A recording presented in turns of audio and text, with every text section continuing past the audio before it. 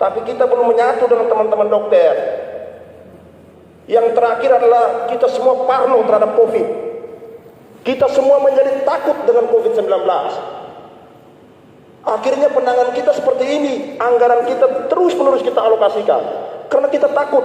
Belum lagi framing media yang begitu hebat, seolah-olah COVID ini mematikan. Sehingga tidak heran seperti dikatakan oleh yang terhormat Saudara Bosco, bahwa akhirnya di rumah sakit ini bukan lagi untuk menangani pasien-pasien yang lain.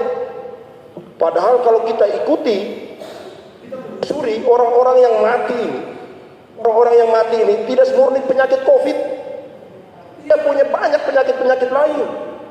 Ini kalau terakhir kalau kita coba ini anaknya yang ini almarhum Pak Heri ini diagnosa tidak ada penyakit COVID, tiba-tiba meninggal dikatakan COVID. Lalu ibunya yang setiap hari melayani ini dinyatakan negatif.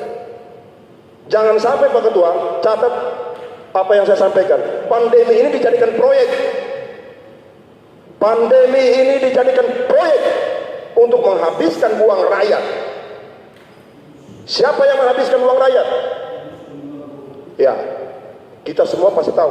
Pusing ini kita, DPRD dan Bupati. Anggaran kita yang harusnya dipergunakan untuk kepentingan rakyat lainnya, kita pangkas, kita refocusing untuk penanganan COVID. Lalu setiap hari kasusnya itu terus meningkat. Jangan sampai pandemi ini proyek. Bisnis rapid test, bisnis APD, bisnis obat-obatan.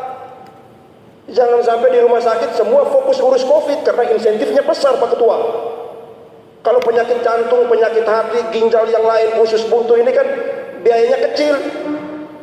Sehingga orang tidak fokus itu. Yang diurus adalah COVID. Pak Bupati, Pak Sekda, tolong dievaluasi juga dengan para dokter. Kita setuju, kita perhatikan mereka. Mereka adalah garda terdepan, para nakes. Tapi jangan jadikan ini sebagai proyek. Cek juga ini para yang punya laboratorium. Jangan sampai alatnya ini hanya untuk COVID-kan orang. Ini saya harus katakan untuk melindungi rakyat.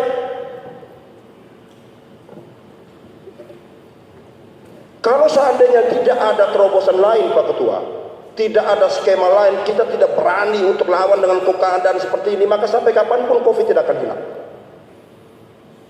Saya ingat persis Pak Jokowi katakan, kita harus mulai biasakan hidup dengan COVID-19. Jangan menjadikan COVID-19 sebagai sesuatu yang hal-hal yang menakutkan.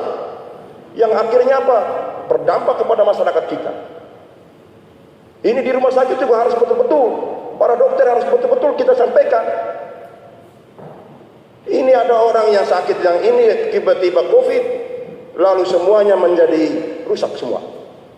Ada yang dibiarkan sampai berjam-jam tidur di luar UGD. Mau masuk ke rumah sakit, kalau bisa masuk ke ruang UGD harus direpit dulu, tunggu berjam-jam sebelum hasilnya keluar. Kalau tidak belum bisa didorong masuk ke ruang UGD untuk menentukan dia positif atau negatif. Jadi Pak Ketua, kalau kita mau rapat dengar pendapat, kita panggil para dokter, kita bicara dulu. Karena kita semua tidak punya kuasa untuk memvonis pasien ini COVID dan tidak. Hanya mereka yang punya hak. Itu yang pertama Pak Ketua. Ini saya omong tentang evaluasi tentang COVID.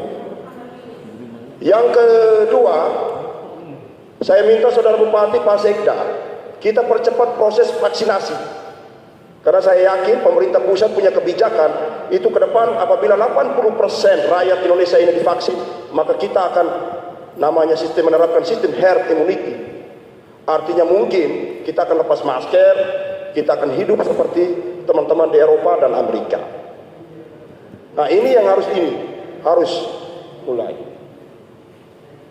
Nah ini juga harus perlu digencarkan. Yang berikut tentang karantina tadi, ini saya juga akhirnya menjadi petugas yang bawa antar makanan untuk adik-adik masyarakat yang dinyatakan COVID tapi dikarantina di rumah masing-masing. Karena mereka tidak mungkin keluar pergi beli makanan.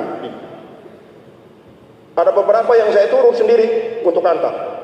Padahal mereka disuruh oleh dinas untuk karantina.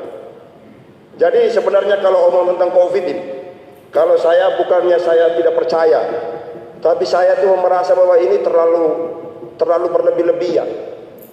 Coba Pak Bupati, Saudara Sekda, kita panggil teman-teman media juga. Mari kita duduk bersama, kita beri beritakan di publik bukan saja soal orang yang mati tentang COVID, tapi beritakan juga tentang berapa sembuhnya orang. Harus ada suatu kebangkitan. Ini tiap hari orang akhirnya takut. Nah kalau takut imun tubuh turun. Nah kalau imun tubuh turun ketika dia pilek sedikit di rapid positif dia. Nah kalau tiap hari dia sakit mati. Lalu klaim insentifnya besar. Jadi saya minta itu Pak Ketua, mungkin itu saja. Terakhir saya titip dana desa supaya teman-teman DPMD ini juga harus sudah mulai konsolidasi supaya urusan COVID ini tidak hanya ditangani oleh kita di tingkat kabupaten, tapi hal yang masih bisa kita tangani di tingkat desa melalui teman-teman pemerintah desa bisa dilakukan. Terima kasih.